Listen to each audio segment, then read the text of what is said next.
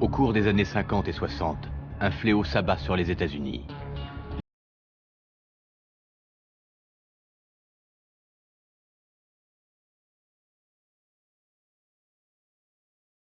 L'épidémie semble ne toucher que les marginaux, les désaxés ou encore certains milieux de la scène artistique.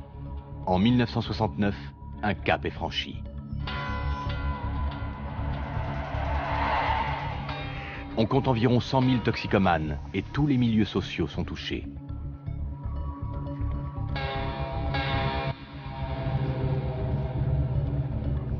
L'Amérique souffre. Les junkies de Harlem, du Bronx ou de Brooklyn se piquent. Toujours plus nombreux et de plus en plus jeunes. Every day I had taken heroin. For a year and a half?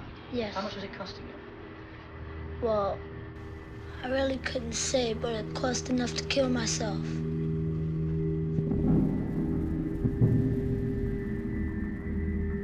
Chaque année, 6 000 jeunes Américains meurent de l'abus de stupéfiants. Et le chiffre augmente de jour en jour. Les morgues américaines sont pleines de jeunes gens qui ont juste voulu essayer. Une jeunesse est en train de se détruire.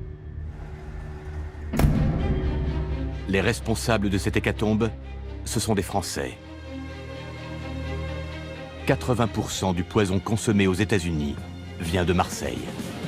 Les autorités américaines n'ont aucun doute. Tous les indices convergent vers la France. Dès qu'il y a une affaire d'héroïne, des Français sont dans le coup. Les voitures, les passeurs, la drogue, tout vient de l'Hexagone.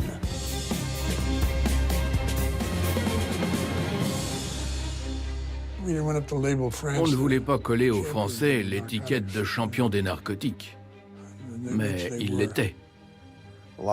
Les Français contrôlaient le trafic depuis Marseille vers les États-Unis. Les passeurs étaient français, souvent d'origine corse. La cam rapporte tellement qu'elle attire toutes les sortes de truands. Édouard Rimbaud, alias Doudou, est un ancien policier, résistant, braqueur et même écrivain édité chez Gallimard. C'est un trafiquant au centre de la French Connection. Rimbaud travaille pour le clan de Jean-Baptiste Crotchet, un mafieux corse qui inonde les États-Unis en héroïne. Pour passer la cam, Crotchet recrute des mules du côté du showbiz, où des petites frappes, pas encore référencées au fichier central, acceptent de faire le travail. Parmi ses passeurs, Crotchet engage Edmond Taillet, un chanteur de variété qu'il présente à Rimbaud. Je suis taillé dans le rock. C'était lui, là, il faisait l'émission de Capitaine de la Tortue à l'époque. C'était pas une bande de belettes, il se prenait pour une ranouette, mais enfin, il était sympathique, quoi. Un peu couillon, quoi, mais sympathique. À Marseille, le fantaisiste Edmond Taillet profite de son statut d'artiste pour cacher l'héroïne dans des amplificateurs. Puis, une fois l'Atlantique traversé, il contacte Rimbaud. Les deux hommes se donnent rendez-vous à New York pour la livraison de la précieuse poudre blanche. Donc il m'amène un amplificateur. Au lieu de m'amener la drogue toute sortie, c'est là qu'il m'a dit, j'ai dit, mais je ne veux pas, je veux la drogue, je ne veux pas avoir l'amplificateur. Il m'a dit, mais il faut la sortir. Alors là, on démonte tout l'amplificateur. On a sorti 12 kilos d'héroïne. Après avoir récupéré la cam transportée par Taillet, Rimbaud a rendez-vous avec son acheteur américain Antonio Flores, un lieutenant de la mafia portoricaine à New York. Les deux hommes ont passé un marché. L'héroïne achetée $2000 le kilo à la sortie des labos marseillais est revendue aux grossistes américains 5 fois plus cher, $10 000 le kilo. Il n'y avait que 12 kilos à $10 000. Comptez, ça fait 120 000 $ à peu près, quoi. Je suis rentré ça dans un sac comme ça là-bas en Suisse. En Suisse, quand vous arrivez, il y avait... Si vous avez à déclarer quelque chose, vous ne pouvez pas déclarer. Je suis passé pas déclaré, quoi. Personne ne m'a arrêté. Je suis allé à la banque suisse, j'ai déposé le pognon. J'avais à peine déposé l'argent à la banque suisse qu'à Marseille, ils savaient que l'argent était là. L'héroïne, à cette époque, c'était le top de la profession. Vous ne pouviez pas gagner plus d'argent que dans l'héroïne. La mule Edmond Taillère réitérera le coup des amplificateurs. Quelques semaines plus tard, il dissimule 2 amplificateurs bourrés d'héroïne dans les bagages d'une tournée canadienne de Johnny Hallyday. Johnny n'est pas au courant. La cam passe, les douanes n'y voient que du feu. Les trafiquants imaginent constamment de nouvelles méthodes pour passer la drogue. D'abord pour de petites quantités, dissimulées dans de petits objets creux. Puis les chargements ont augmenté. Pain d'héroïne collé au corps, veste fourrée à l'héroïne, valise à double fond. Et progressivement, tout ce qui flotte, roule et vole a été utilisé.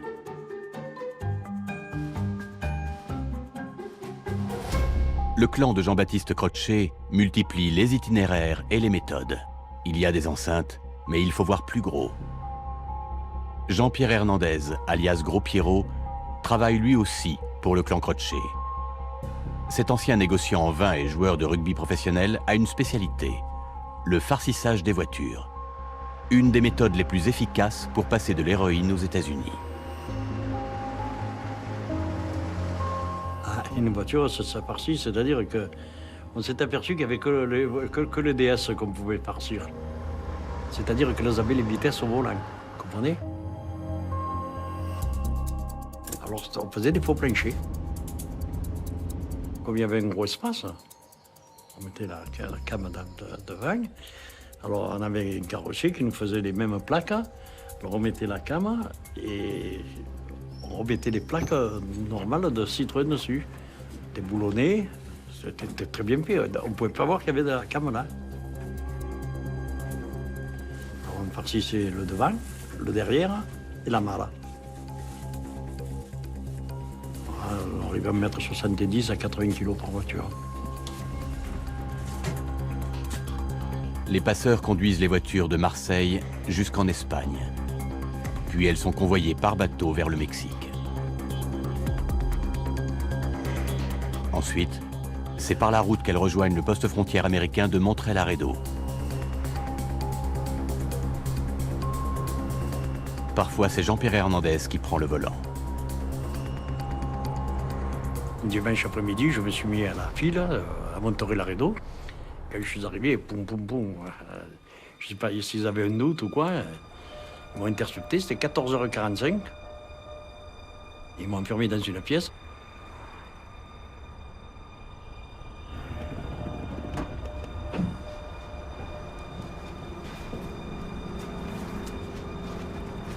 Ils ont regardé, ils n'ont rien trouvé. Par contre, quand ils m'ont appelé, j'ai vu ma voiture démontée. Vous savez, les DS-19, on levait les ailes, on levait, ça tout se levait vite fait, là.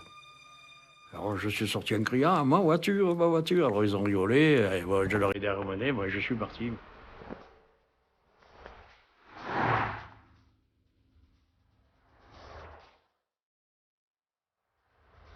Et je suis arrivé à New York. Je suis arrivé à l'heure avec des gens avec qui j'avais rendez-vous à New York. Et je suis arrivé, j'ai livré la cam, j'ai encaissé, j'ai pris mes sous. Et on a refermé la voiture normalement, quoi. Comme si, au lieu d'avoir la drogue, il y avait l'argent.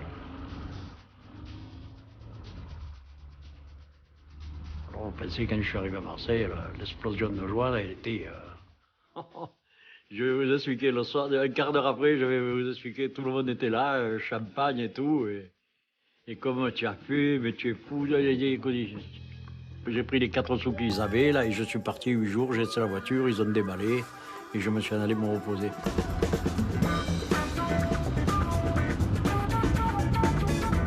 Le groupe d'Hernandez passe plusieurs voitures par an. Au rythme d'une voiture tous les mois, le réseau envoie environ 1 tonne d'héroïne pure par an aux États-Unis. À 10 000 $ le kilo, cela représente un pactole de 10 millions de dollars qui sont rapatriés en France. Pour les trafiquants français, c'est une activité très lucrative. Et peu importe les dommages collatéraux. On n'y pensait pas, nous, au camion. Nous, c'était du commerce. On n'a pas empesté la France, hein, on a empesté les Américains. Hein. Alors des Américains, hein, on n'en avait rien à foutre. Hein. Moi, j'avais rien à foutre, les Américains. Hein. Pensons pas aux gens qui meurent, pensons aux sous que ça rapporte. Voilà, vous avez tout à la philosophie du milieu dans cette phrase. Ce qui fait la force de la filière française, c'est la qualité du produit. Comme le foie gras des Landes ou le Beaujolais, l'héroïne française est réputée, car elle est pure à 98%. Une qualité jamais atteinte, dont raffolent les mafias du monde entier. L'héroïne marseillaise est si pure qu'elle peut être coupée plusieurs fois, avec du lactose par exemple, et générer de plus gros bénéfices. Les trafiquants de la French Connection ont leur filière pour se procurer la matière première. Ils font convoyer l'opium cultivé en Turquie vers le bassin méditerranéen, où il est transformé en morphine base. Ensuite, c'est à Marseille que des chimistes expérimentés transforment la morphine base en héroïne. Une héroïne qui ensuite s'exporte dans le monde entier, par le Canada, par l'Amérique du Sud ou directement par le port de New York. La cam inonde le sol américain.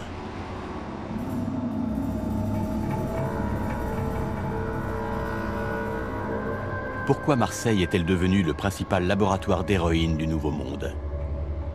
Au-delà du savoir-faire ou de la position géographique de Marseille, d'autres facteurs ont permis à la cité phocéenne de devenir la capitale mondiale de l'héroïne. Dans les années 30, le chef de la mafia de New York, celui qui fait partie de la genèse de la French Connection, se nomme Lucky Luciano. Expulsé des États-Unis après la Seconde Guerre mondiale, il poursuit toutes sortes de trafics à partir de Naples. Il fait arraisonner les bateaux d'approvisionnement du plan Marshall à destination de l'Europe et revend les marchandises au marché noir. Le vieux continent manque de tout. Les affaires sont juteuses. Mais pour faire fructifier encore davantage ces trafics, Luciano va se lier à une autre pègre.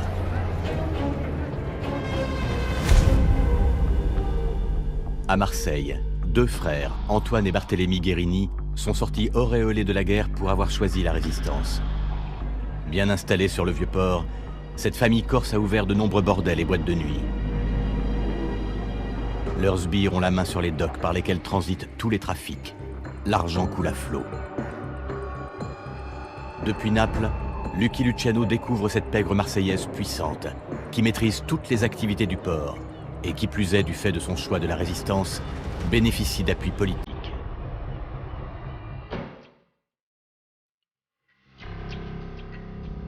Luciano s'associe alors avec cette filière corse, et notamment avec les Venturi et les Francisi, sous le haut patronage d'Antoine Guérini, alors grand parrain de la pègre marseillaise.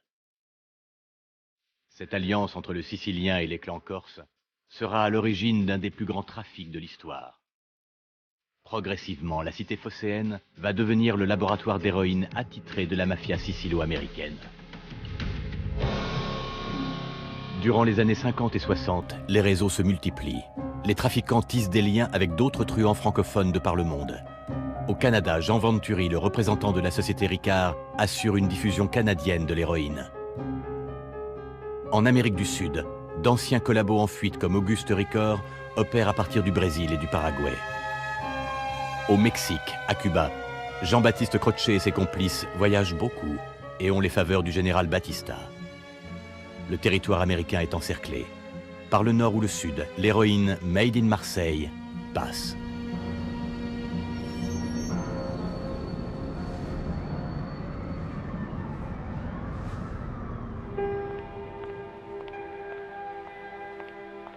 En janvier 1969, le nouveau président américain Richard Nixon est bien décidé à agir. Ses thèmes de campagne sont gagner la guerre au Vietnam et lutter contre la drogue. Un mois après son élection, Nixon est à Paris. C'est en conquérant qu'il parcourt la capitale française à bord de la splendide DS-21 mise à sa disposition.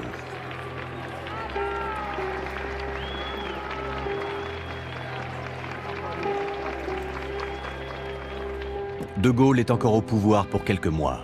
Il est le dernier géant de l'époque de la guerre. Il a côtoyé Churchill, Roosevelt, Staline ou Eisenhower. il exerce un magistère moral sur toute la classe politique. Nixon aborde le retrait de la France de l'OTAN effectué 3 ans plus tôt. Mais il ne se permet pas d'aborder les problèmes causés par l'héroïne française de l'autre côté de l'Atlantique. Mais lorsque Georges Pompidou accède à la fonction en juin 1969, le président américain passe à l'offensive, d'abord avec diplomatie. I have a letter from President Nixon that I have the honor to present to you. Thank you. Nixon écrit à son homologue pour lui demander de démanteler la French Connection. Pompidou, médusé, lit la lettre du président américain. Selon mes renseignements, 80% de l'héroïne consommée aux États-Unis vient de France. Tel est en substance ce que j'estime être un problème commun. Et j'espère que vous conviendrez que nous devons faire tout notre possible pour essayer de le résoudre. Quelques semaines plus tard, Georges Pompidou répond à Richard Nixon. Dans un courrier du 21 novembre 1969, le président français minore les faits. Vous indiquez que 80% de l'héroïne introduite aux États-Unis viendrait de France. Sur ce point précis, les informations qui m'ont été fournies ne coïncident pas exactement avec celles dont vous disposez. À ma connaissance, grâce aux efforts des fonctionnaires chargés du contrôle des stupéfiants, les trafiquants sont mis sérieusement en échec sur le territoire français. Le président Pompidou a affirmé que ces informations étaient inexactes et exagérées. Pompidou a reconnu qu'il existait un problème, mais pas de l'ampleur décrite par le président Nixon. Les Français n'étaient pas très réceptifs à l'idée que les Américains leur disent comment faire appliquer la loi dans leur propre pays. Et c'est bien naturel.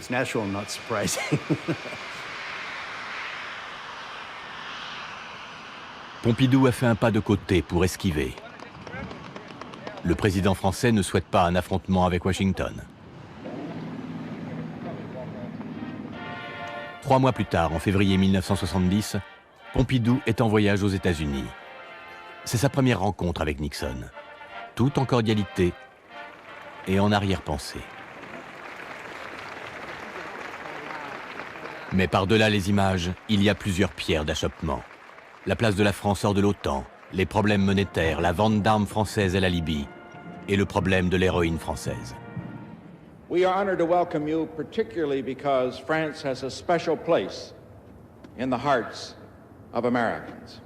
Si la France tient une place à part dans le cœur des Américains, ce qui inquiète Nixon, c'est plutôt la place envahissante qu'elle prend dans leurs veines. Et vive l'amitié franco-américaine. Les deux présidents font bonne figure, comme le protocole l'exige. Mais au sein des états-majors, les tensions sont nombreuses. L'attorney général des États-Unis, John Mitchell, prend régulièrement à partie le ministre de l'Intérieur Raymond Marcellin qui ne se laisse pas faire. « Vous ne faites rien pour empêcher le trafic », lance Mitchell. « Vous dites que la France est seule coupable, et vous, que faites-vous avec votre mafia? Que faites-vous en Turquie, Birmanie, Laos, Thaïlande ?» demande Marcellin. « Nous avons donné des machines agricoles aux Turcs pour qu'ils cultivent autre chose que du pavot, réplique Mitchell. « Faux, j'ai mes informations. Ce printemps, vos machines étaient sous une bâche dans un hangar à Istanbul. » Les relations franco-américaines sont souvent complexes, depuis toujours. Il n'y avait pas d'hostilité, mais nous avions le sentiment que les autorités françaises n'en faisaient pas assez et n'étaient pas réactives.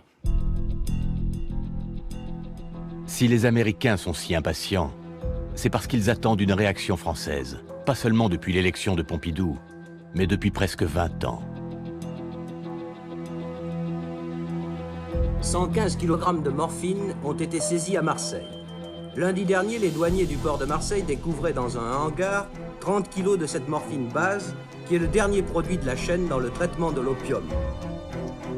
En 1951, les policiers découvrent un premier laboratoire clandestin à Marseille. 2800 kg de morphine base sont saisis. La même année, les douaniers découvrent 290 kg d'opium cachés dans la soute d'un bateau. En 1953, ce sont 2 marins qui sont arrêtés avec 1 kg d'héroïne chacun. les Américains dépêchent dès les années 50 des agents de leur bureau des narcotiques en France pour suivre les affaires de stupéfiants et sensibiliser la police française. Charles Siragusa, un agent américain posté à Marseille, envoie de nombreux rapports à ses supérieurs de Washington. Siragusa dénonce les peines minimes de 3 mois infligées aux trafiquants. Tant que ces peines choquantes seront distribuées, le trafic d'héroïne vers les États-Unis va empirer et la toxicomanie va grimper à Marseille. Au cours de multiples réunions, l'agent tente de convaincre ses interlocuteurs de la police nationale. Ils n'ont eu aucune réaction. Tout ce qui a été dit est tombé dans des oreilles sourdes, non réceptives et indifférentes. Siragusa est persuadé que Marseille est bien le lieu de fabrication de l'héroïne. Quelques semaines plus tard, 4 laboratoires sont découverts, dont 2 à Marseille. Les Américains ne cessent d'avertir les autorités françaises, mais c'est sans effet.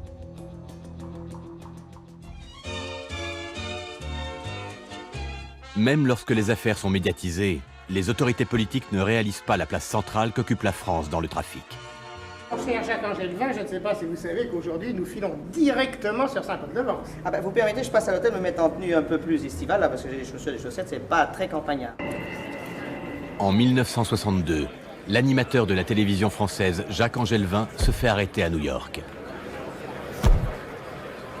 Les policiers le soupçonnent d'avoir convoyé de l'héroïne dans sa voiture. Il fouille, cherche. Ne trouvant rien, il pèse la voiture. Elle pèse plus lourd qu'à la sortie de l'usine. La berline est entièrement démontée.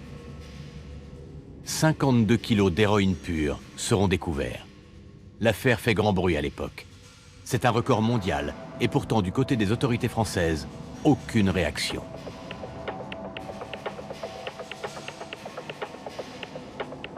En 1964, c'est un laboratoire qui est découvert, celui de Joseph Césari, le meilleur chimiste de la French Connection, pris les mains dans la poudre dans une villa près d'Aubagne.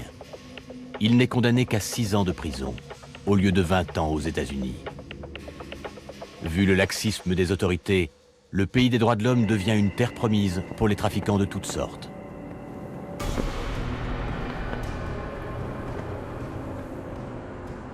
Il y a un dicton là. Il dit l'argent n'a pas de patrie, il va où il est bien traité. Donc c'est pareil pour les réseaux de drogue. Les affaires se succèdent, les informations s'accumulent, mais les autorités politiques françaises ne veulent pas prendre conscience que le pays est devenu une plaque tournante du trafic international. La drogue, trafic de drogue, ça n'intéressait personne dans notre pays. Je pèse mes mots, je dis personne. Ni au niveau politique, ni chez les journalistes, ni dans le public. La drogue, pour nous, c'était pas la priorité. La priorité, c'est l'émission pour laquelle on était appelés, c'est-à-dire braquage, casse, voilà, c'était ça, nous. C'était notre quotidien. Pendant près de 2 décennies, la France est restée sourde aux injonctions américaines. La raison, si l'héroïne est produite en France, sa consommation y est anecdotique. Les autorités ne font donc pas de ce problème une priorité. Le gouvernement français n'y voyait pas un problème intérieur. Pour eux, c'était avant tout un problème américain.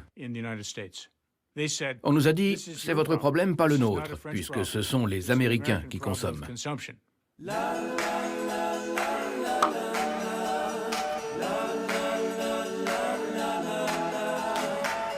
Aux États-Unis, en effet, la consommation explose. La guerre du Vietnam et le développement du mouvement hippie créent une demande en paradis artificiel chez la jeunesse américaine. Entre les festivals de Woodstock ou de l'île de White, la révolte de la génération du baby-boom envers les institutions, et même chez les GIs qui se shootent près du front ou à leur retour, l'héroïne est à la mode. Et le plus gros fournisseur, c'est la French Connection. L'administration Nixon ne veut pas laisser la situation se déliter. Les statistiques du début des années 70 sont terrifiantes. Il y a désormais 250 000 toxicomanes aux États-Unis. Si Nixon n'a pu convaincre les Français, sur le front intérieur, le président américain dépense sans compter. En 1969, lorsque j'ai démarré au bureau des narcotiques, le budget était parfois si serré qu'on mettait la main à la poche pour faire le plein dans les voitures du gouvernement. Soit on payait nous-mêmes l'essence, à 7 cents le litre à l'époque, soit on restait coincé au bureau. Après son investiture, notre budget a explosé. On a eu de quoi acheter de l'essence, des caméras, de l'équipement, des mouchards. On avait de l'argent. Delta Tree, all units. Nixon offre à ses douaniers et policiers tous les moyens. Véhicules, chiens, matériel de filature, micro-émetteurs, les crédits américains semblent illimités.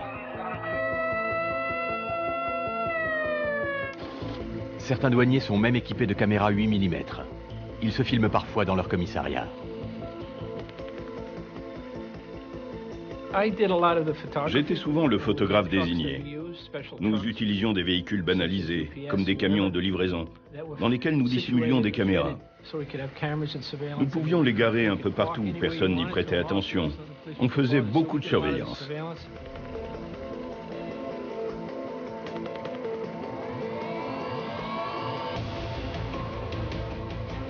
Les douaniers filment en caméra discrète les entrées des ports, des aéroports, des gares, pour fixer sur pellicule les visages d'éventuels passeurs et disposer d'une mémoire pour alimenter leur immense fichier.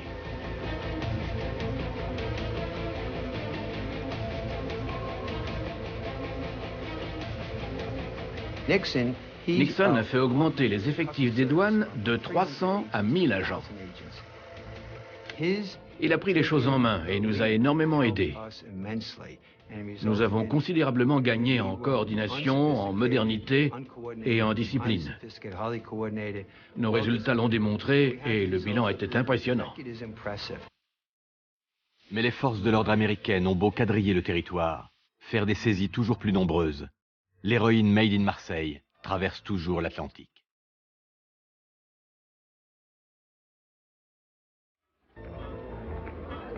Les hommes du clan Crotchet continuent d'inonder l'Amérique du Nord en héroïne. Ils travaillent encore avec Edmond Taillé. Je ne sais pas comment tu t'appelles, car je te vois pour la première fois. Le chanteur de variété a trouvé le moyen de convoyer l'héroïne de France vers le Canada, puis de l'acheminer vers New York, sans éveiller les soupçons des autorités. Minou, coucou, coucou Minou. Moi je t'ai baptisé de ce nom que j'aimais. C'était un manipulateur. Il se rendait jusqu'au Canada, à Montréal, il repérait une femme, puis il l'invitait à dîner. C'est le nom qui te va, moi je t'aime comme ça. Minou, coucou Minou. Il se fiançait. Ça serait sa fiancée, quoi. Il donnait le repas de fiançailles. Mon Minou à moi. Et puis après ça, il achetait une voiture à la fille, à la fiancée. Il offrait la voiture, quoi. Il disait, on va faire un voyage en Europe. Il mettait la voiture sur un bateau, il venait en Europe. Quand il était en Europe, il reprenait la voiture, bien sûr, et il faisait un tour à Paris. Finalement, ils atterrissaient à Marseille.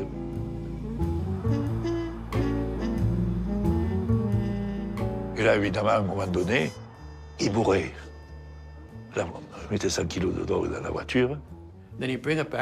Ensuite, il lui rendait la voiture, lui disait de la ramener à Montréal et qu'il se chargerait des frais. Puis, il lui demandait même de conduire la voiture.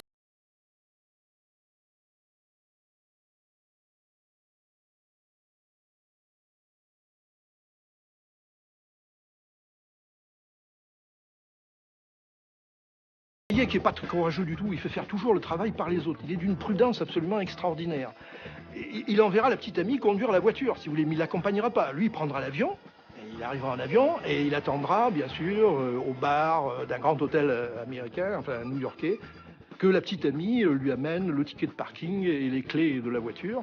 Et lui, il va aller dans un autre hôtel, dans un autre bar, où il va rencontrer un acheteur américain qui va remettre le ticket et la clé de la voiture. Après ça, il se débarrassait de la fiancée, il en trouvait une autre, et il faisait le même truc. Et toujours le repas de fiançailles, avec les invités.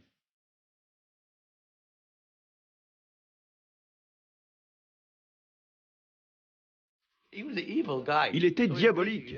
Il a fait le coup au moins 2 fois, voire plus, sans que ces pauvres femmes ne se doutent de rien. Y a pas, oh non, y a pas d'autre minou que toi.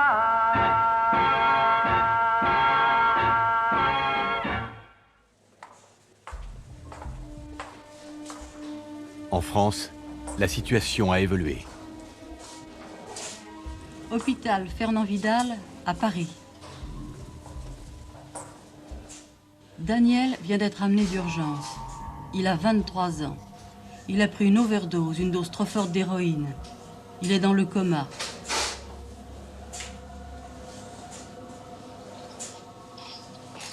Si on n'arrive pas à le ranimer, c'est la mort.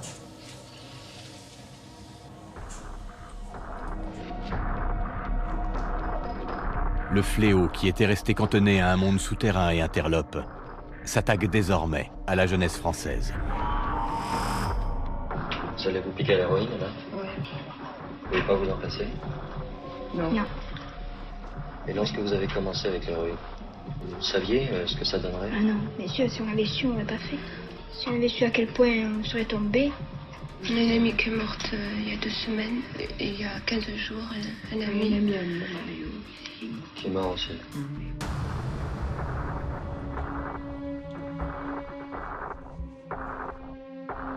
Mon fils a pris la première cure, s'est réintoxiqué 8 jours après. A pris la seconde cure 48 heures après. Il a fait une 3e cure chez nous, sous notre surveillance, et il est mort. Les pouvoirs publics français semblent enfin mobilisés. En décembre 1970, une nouvelle loi est votée. Les peines de réclusion pour les marchands de mort quadruplent et passent de 5 à 20 années, 40 pour les récidivistes. Les gardes à vue sont prolongés.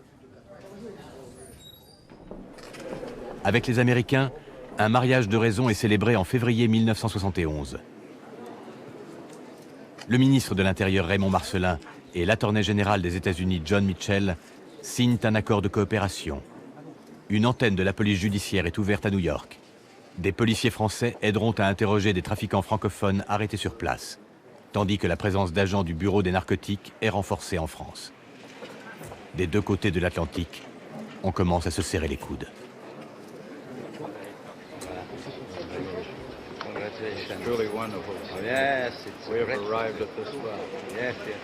La signature de ce protocole marque une date importante dans la lutte contre les trafiquants.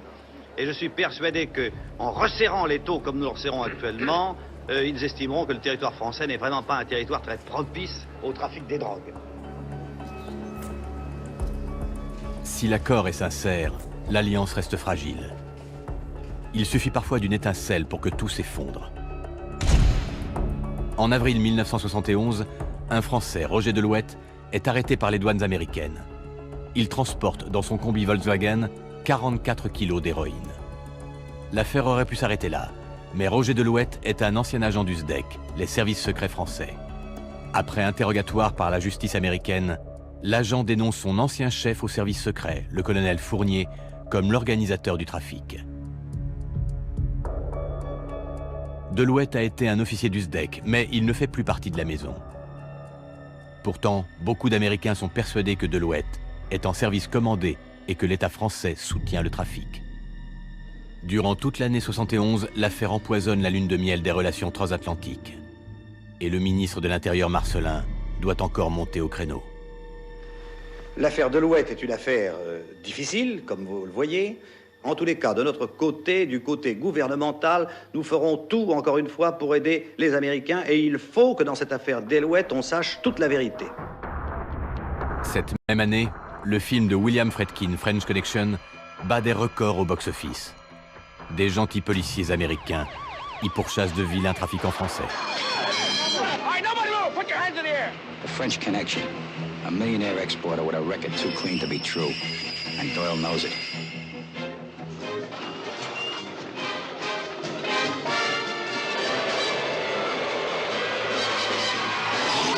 French Connection. À New York, la réalité dépasse la fiction.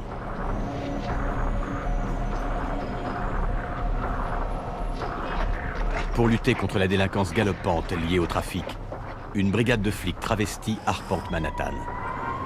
He began running towards me. So he grabbed a bag, he turned with a knife in his hand, and I hit him with the crutch.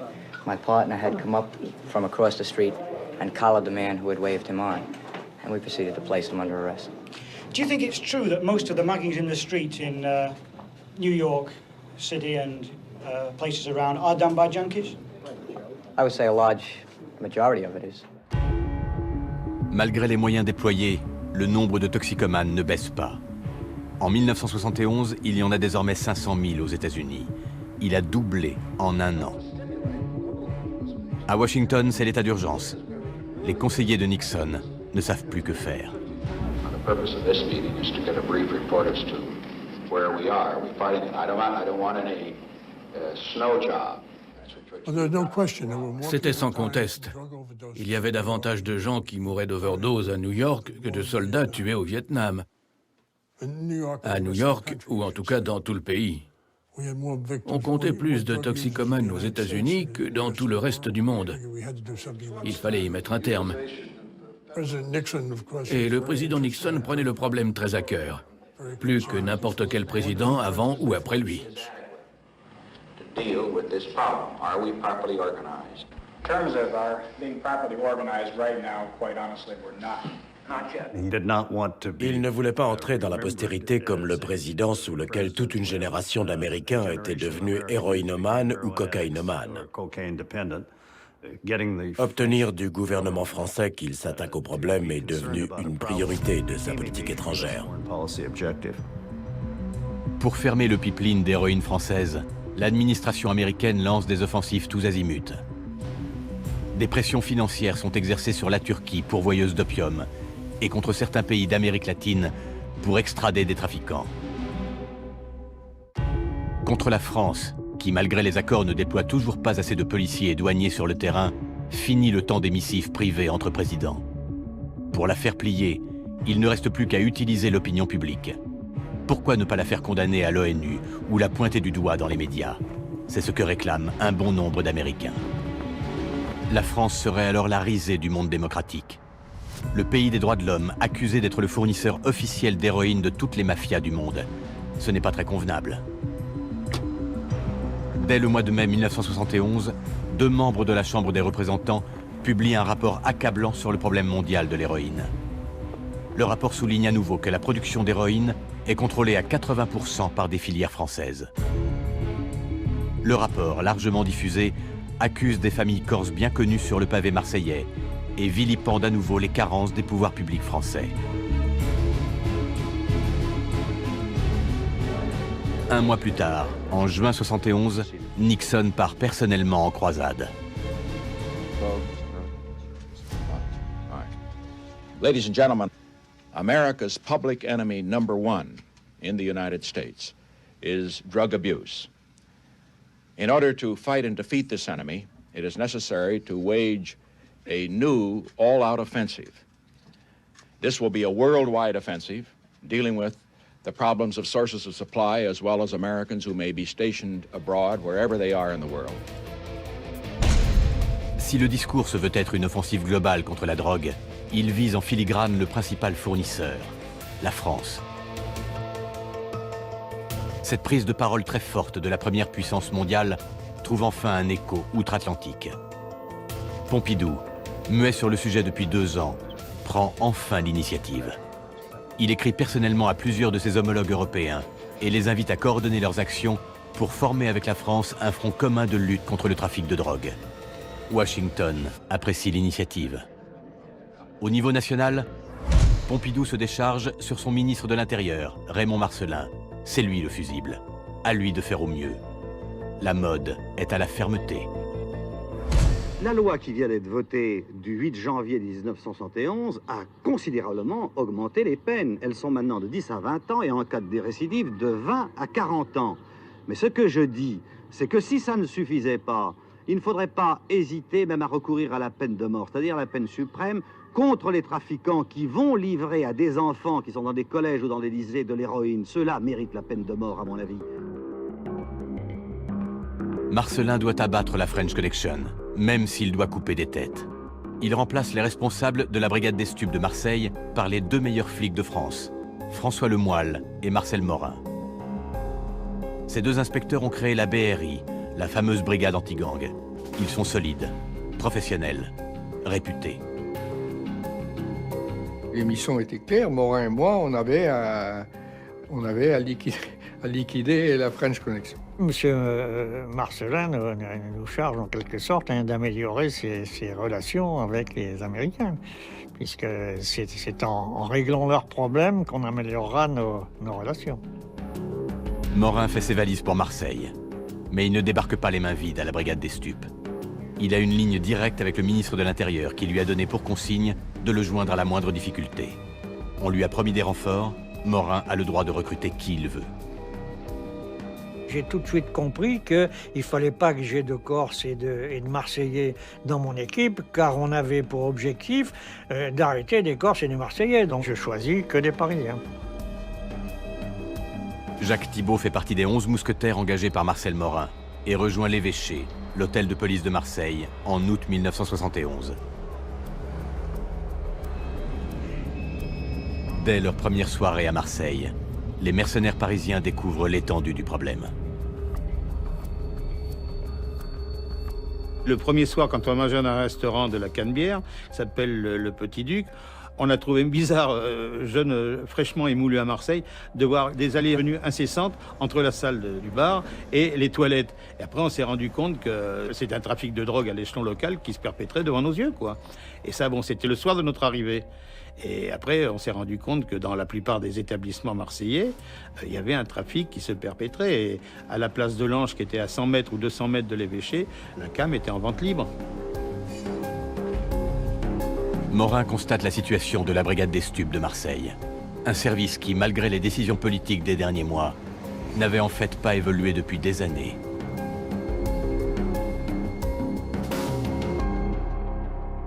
Antoine Barbaza est en poste à Marseille depuis près de 10 ans. Nous sommes 8, nous avons 9 départements, nous allons jusqu'à la frontière italienne. Dès qu'il y a une saisie, ne serait-ce que 3 grammes de hashish, à la frontière italienne, on est obligé d'y aller. Nous pouvons recueillir beaucoup de renseignements, mais des enquêtes, on ne peut pas en faire sérieusement. Ils ont des moyens vraiment dérisoires. Ils ont une voiture, une 4L, et puis une voiture un petit peu plus grosse, et puis c'est tout. Il y avait une R8, une vieille R8 qui était à l'agonie. Et on avait un objectif qu'il fallait essayer aussi, en termes policiers, de loger. Et il part de chez lui, il avait une Porsche. Donc dans Marseille, aucun problème de filature entre notre vieille R8 et la Porsche, tout se passe bien. Jusqu'au moment où il a pris l'autoroute Nord, il est parti d'accélérer, on a suivi, on l'a vu de l'autre côté sur la voie, nous on est sur la voie montante, on l'a vu quelques minutes après sur la voie descendante, nous faire des appels de phare et un coucou et rentrer, voilà, on avait perdu la filature. L'équipe de Morin est à peine en place que la foudre va s'abattre sur Marseille.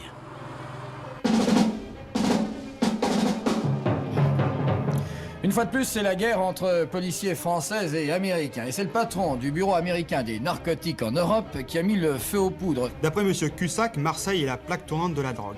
Il y a à Marseille, dit-il, une dizaine de laboratoires de transformation, dont 5 fonctionnent à plein temps.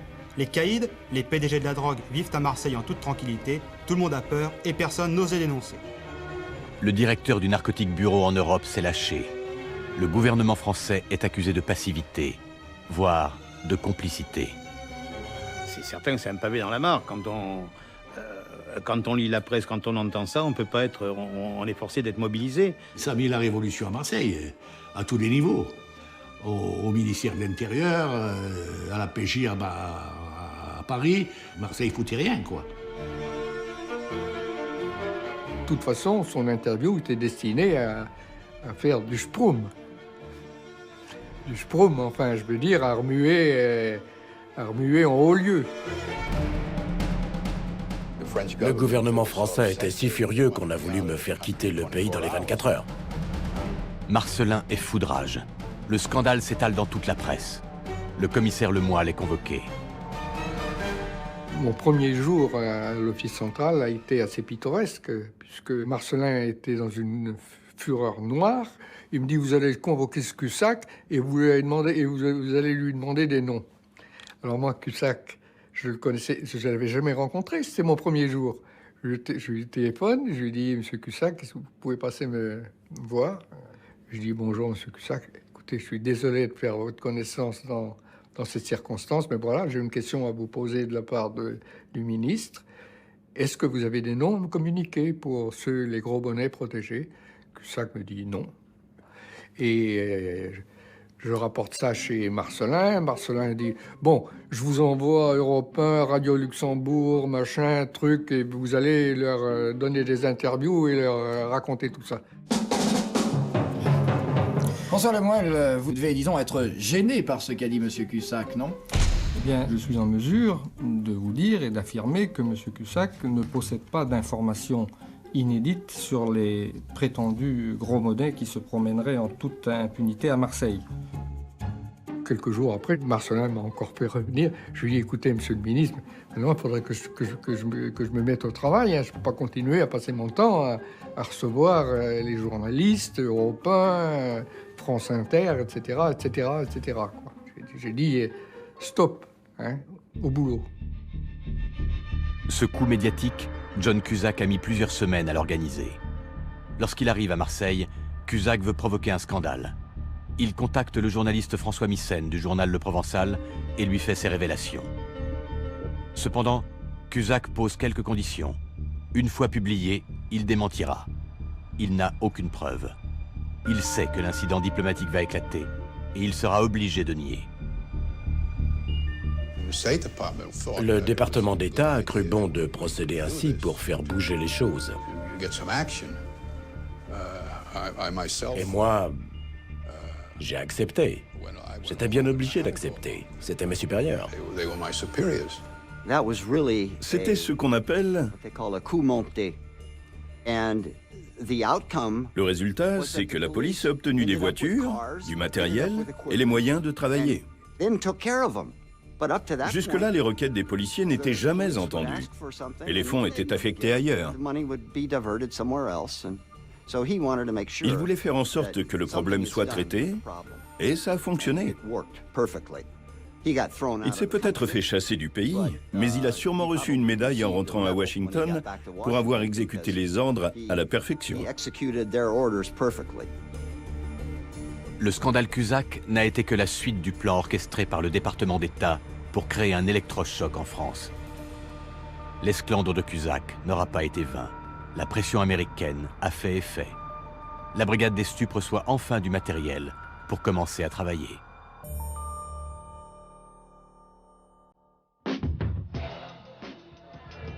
Marcel Morin ne perd pas de temps. Il insuffle d'emblée une nouvelle dynamique au service. Terminer la police à papa. Les flics ont changé. Mise à jour de tous les fichiers, surveillance, filature, interrogatoire, indic, couverture, infiltration. L'ancien de l'anti-gang modernise tout. Tu sais que moi j'ai l'œil, et l'œil c'est la vue. Mais je t'ai pas avec lui quand on m'avait arrêté. Tu es à côté, non, la préparation j'allais acheter des nuits.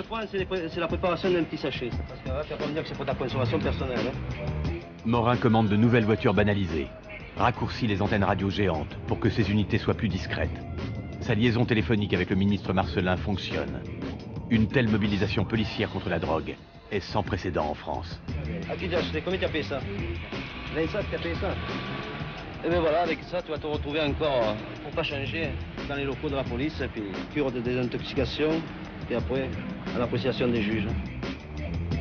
On a été content d'avoir du monde. Vous vous rendez compte? On s'est retrouvé de 9 à 100 personnes.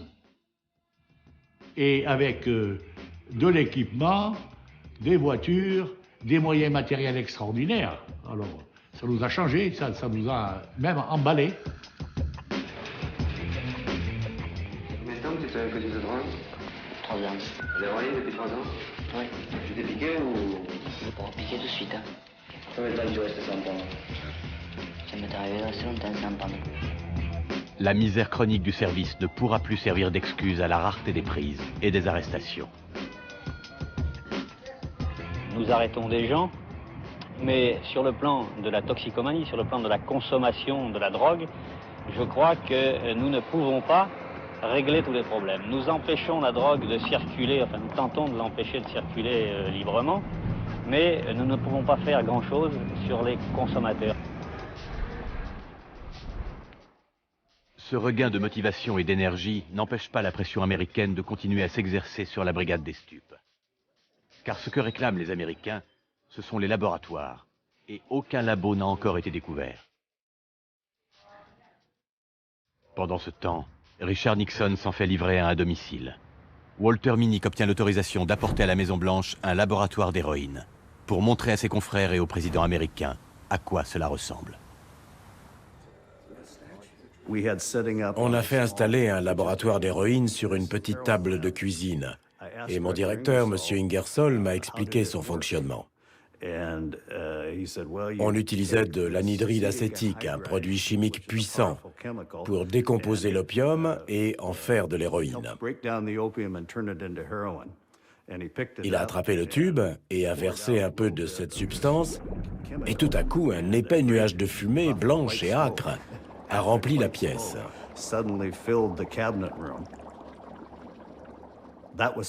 C'était ennuyeux, puisque 15 minutes plus tard, 6 membres du cabinet et le président seraient dans cette pièce. Alors nous avons ouvert toutes les fenêtres et mis des ventilateurs en marche pour tenter de dissiper la fumée.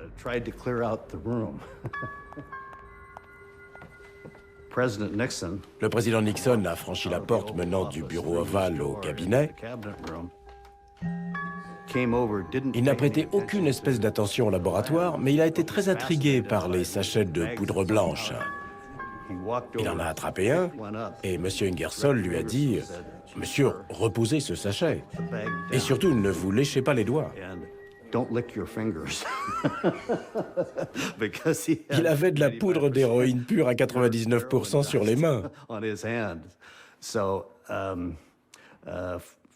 Mais heureusement, le laboratoire fut démonté, le président ne se lécha pas les doigts et la réunion fut productive. Et à son issue, M. Ingersoll et moi étions ravis de ne pas avoir perdu notre boulot. Pour aider les Français à dépister ces officines clandestines, les services techniques du Bureau des narcotiques américains proposent une solution, le sniffing truck, le camion renifleur.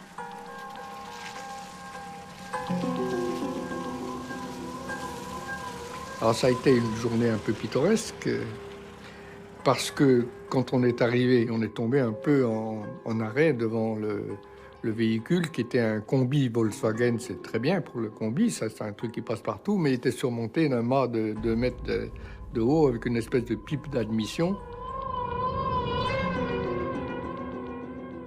Morin et les autres ne pouvaient s'empêcher de rire, cachés derrière leurs mouchoirs. Ils trouvaient ça parfaitement ridicule.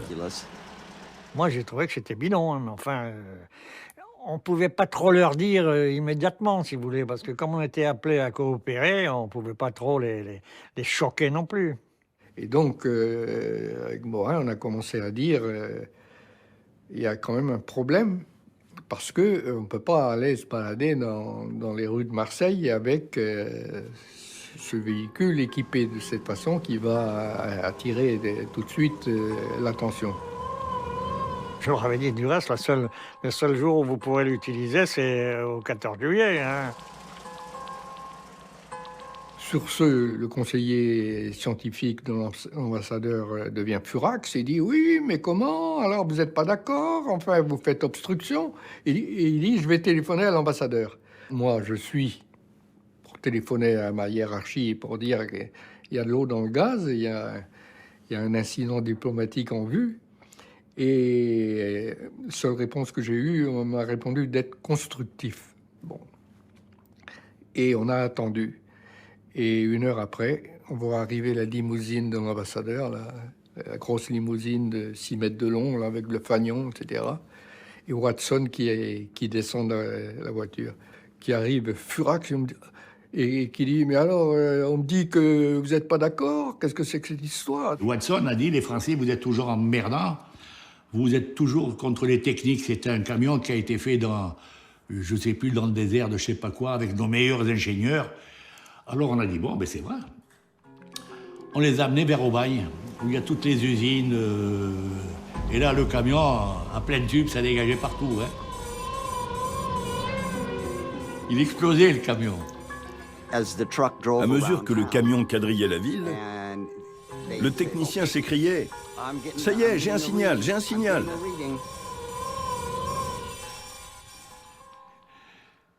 Tous les produits du pétrole qui sont traités dans la région marseillaise, c'est pas possible, quoi. Alors comment faire? Et puis ce camion, ils ont voulu le rentrer dans le panier. Il est resté coincé, hein. Il est resté coincé. Il ne pouvait plus rentrer. Dans le désert du Nevada, ils font ce qu'ils veulent dans le désert du Nevada. Mais dans les rues du panier, ça marche pas, hein. Ce que détectait le renifleur, ce n'était pas de l'anhydride acétique, mais du vinaigre. Donc, à moins de vouloir répertorier tous les restaurants servant de la salade à Marseille, la méthode n'était pas très efficace. Pendant que certains cherchent des laboratoires, d'autres sont déjà loin avec la marchandise. Après le coup des amplificateurs réalisés avec le chanteur Edmond Taillé, Rimbaud a été approché par des trafiquants suisses qui veulent passer au stade industriel du transport de l'héroïne. Ils ont fondé une société de denrées alimentaires en Espagne et fait farcir des boîtes de conserve de paella avec 160 kilos d'héroïne. La cargaison part pour les États-Unis.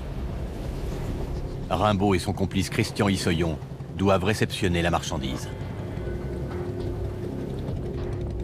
Les 160 kilos d'héroïne sont sur le bateau, dans les containers, et on attend qu'elle arrive. Boum, à ce moment-là, grève des dockers. Et c'était une grève qui a duré près d'1 mois. Pendant la grève, les douanes américaines ont reçu un tuyau de la police suisse.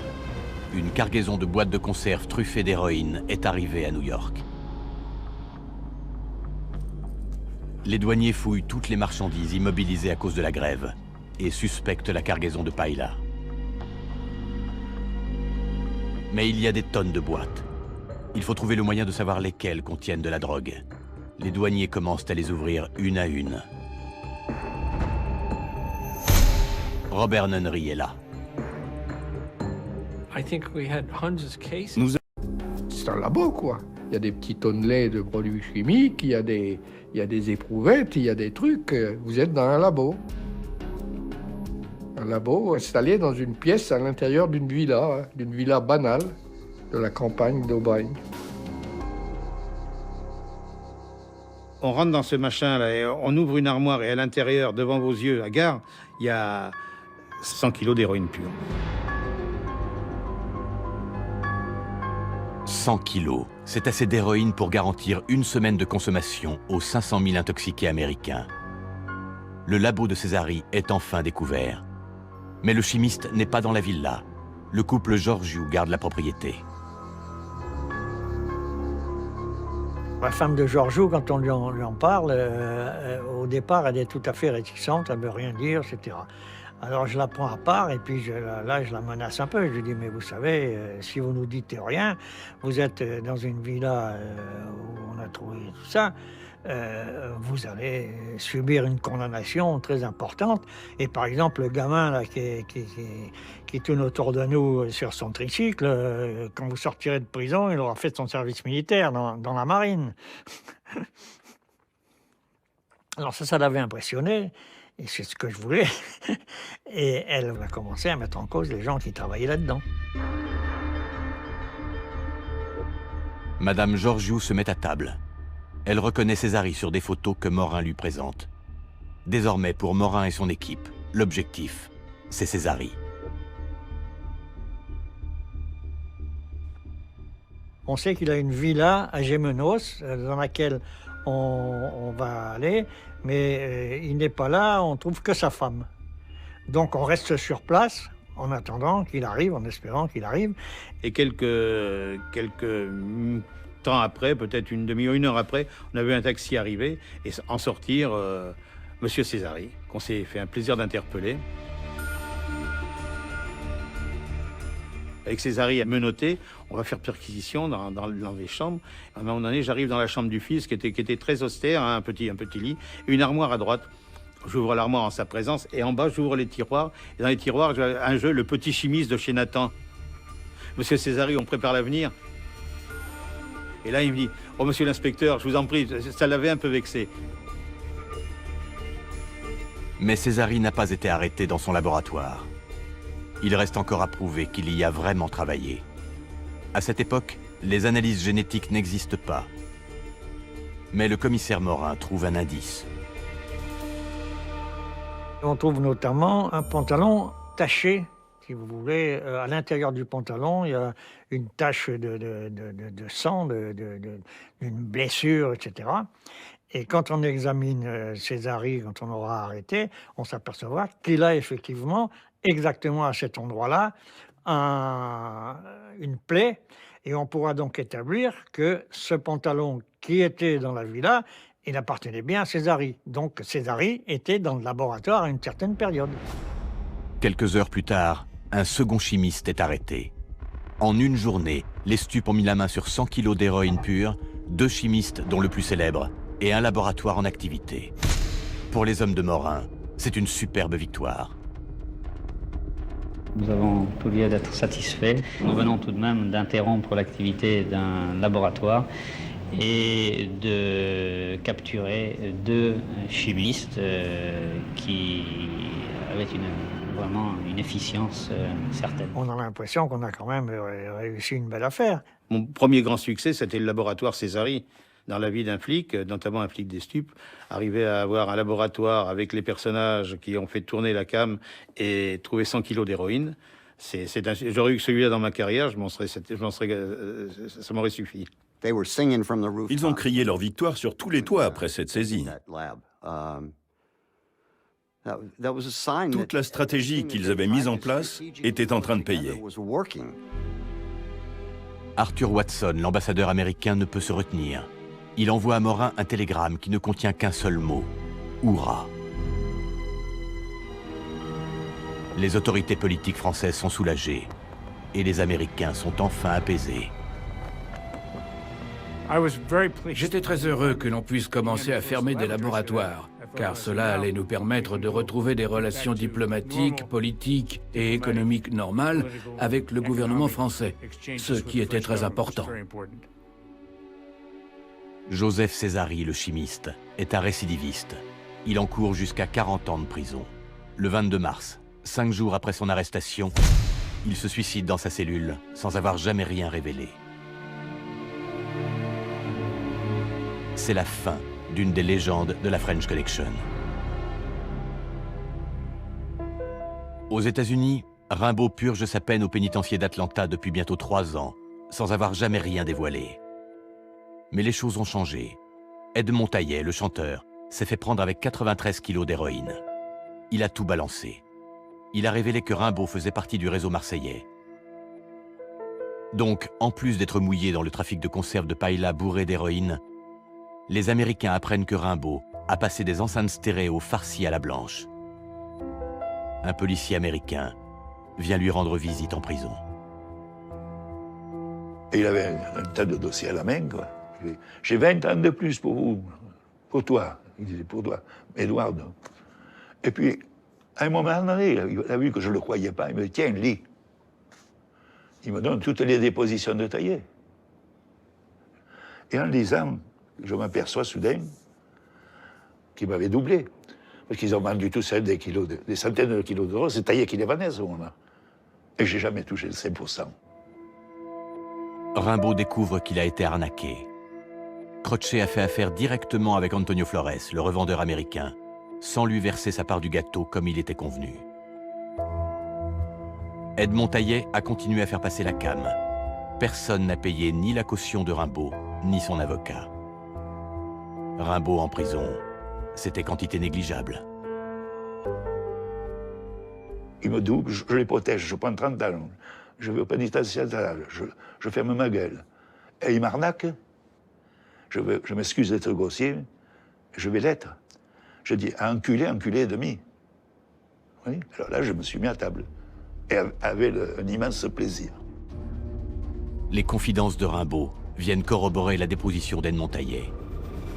Elles feront tomber un des plus grands réseaux de la French Connection, le clan de Jean-Baptiste Crotchet.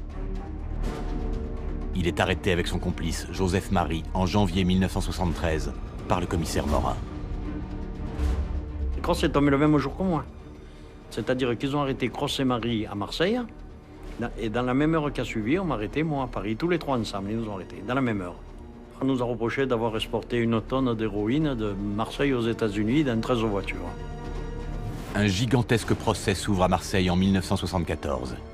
Il y a plus de 30 prévenus. C'est tout un réseau qui se retrouve au tribunal, depuis les têtes jusqu'aux passeurs. Mais que valent les paroles de Taillet et Rimbaud, truands repentis, qui ont dénoncé leur réseau pour être libérés plus tôt? La justice va cependant faire en sorte de prendre en considération leurs témoignages et trouver de nouveaux modes de preuve.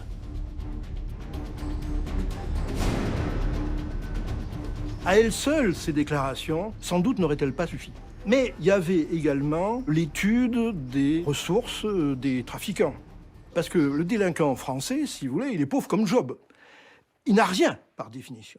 Mais par contre, toute leur famille, bien sûr, autour, leurs épouses, leurs maîtresses, leurs neveux, leurs oncles, eux avaient maisons, hôtels, bateaux, voitures, de luxe. Alors, là aussi, on a décidé de mettre en place une stratégie judiciaire qui a été de poursuivre les épouses, les maîtresses, les neveux, les oncles, pour recel de sommes provenant du trafic de stupéfiants. Alors ça, c'est quelque chose qui a fait très très mal. La justice retrouvait, si vous voulez, une capacité vraiment de nuire très importante vis-à-vis du milieu. Au procès, près de 2 siècles de condamnation tombent sur les trafiquants. Jean-Baptiste Crotchet est condamné à 18 ans de prison.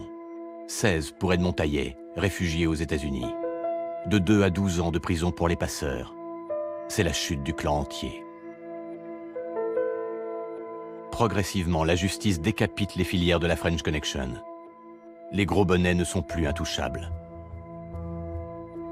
Les Américains parviennent à faire extrader l'ancien collabo Auguste Ricord d'Amérique du Sud. Il est jugé et condamné. Les clans historiques Venturi, Guérini et Francisi sombrent également, à la fois sous les coups de boutoir des policiers, mais aussi à cause des règlements de compte. Les laboratoires se sont en grande partie délocalisés. Marseille n'est plus la capitale de l'héroïne. La French Connection a-t-elle été pour autant éradiquée? On a mis fin à une French Connection. On a vidé la piscine French Connection, mais avec une cuillère à absinthe, je veux dire une cuillère percée, parce qu'on a mis fin à rien du tout. On a même mis fin à la fabrication de la cam. À Marseille, c'est possible, ça. Mais je pense que c'est un problème, c'est quelque chose qui n'est pas prêt de finir. Hein. Nous n'avions pas remporté la guerre, mais nous avions limité la production et l'exportation d'héroïne depuis Marseille. Et c'était déjà une bataille de gagner. Mais cela n'a pas mis fin au problème global du trafic de drogue aux États-Unis. En partie, et les Français n'avaient pas tort, parce que nous avions trop de consommateurs dans notre population. La guerre contre la drogue est semblable à celle contre le terrorisme. On ne pourra jamais la remporter. Il s'agit d'endiguer le problème le plus efficacement possible. Si on relâche la vigilance, le trafic explose et devient incontrôlable. Donc il faut maintenir la pression. Jamais ça s'arrêtera, jamais. Comment vous voulez faire? Peut-être... ils ne peuvent pas l'arrêter, c'est impossible. Il y a trop d'argent dans la drogue. Vous trouverez toujours quelqu'un qui prendra des risques d'être arrêté ou quoi. Mais il y a trop de pognon à gagner.